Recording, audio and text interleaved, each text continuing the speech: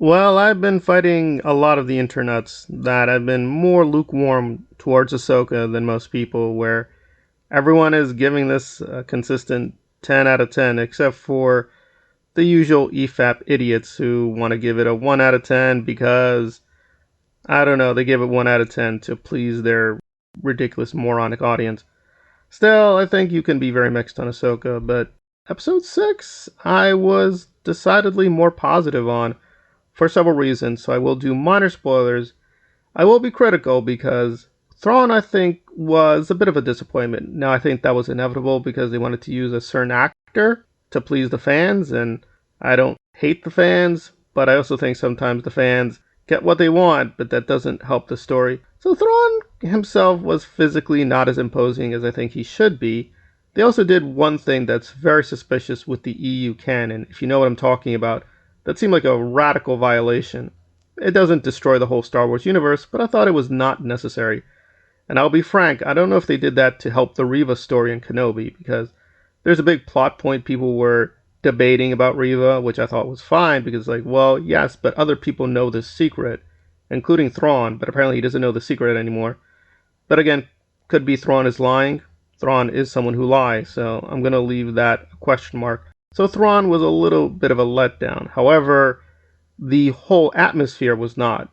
The way he came back with his very weird, destroyed ship with gold and his zombie gold army was pretty delightful. And yes, if you don't know the witches and don't know the larger Star Wars context, they will be puzzling. And I will be honest, I'm less familiar with this part of Star Wars, but I understood who they were. So, yes, you will have to do a little bit of digging outside of Ahsoka, and that is a frustrating part for people who have only seen the movies. They will be a little bit flummoxed as to what Filoni's up to, but I understood generally where we're going. That said, I do think the focus on Sabine was very mixed for me.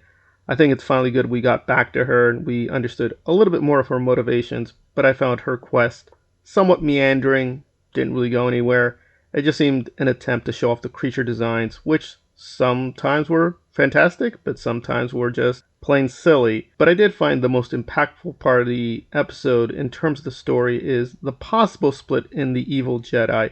It looks like Shin is having some grave doubts as to what they're up to, and we finally know a little bit more about their scheme. Apparently they want to tap into an ancient power to retcon the entire universe, and it seems from her looks and body language, she's having some strong doubts that that's a good decision or even a decision that they agreed upon when charting off and killing all these people. So that's very interesting.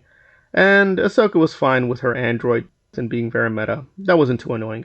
Very strong episode. I'm finally able to recommend Ahsoka as a very interesting, delightful fiction. It took a while to get here, but it is here finally.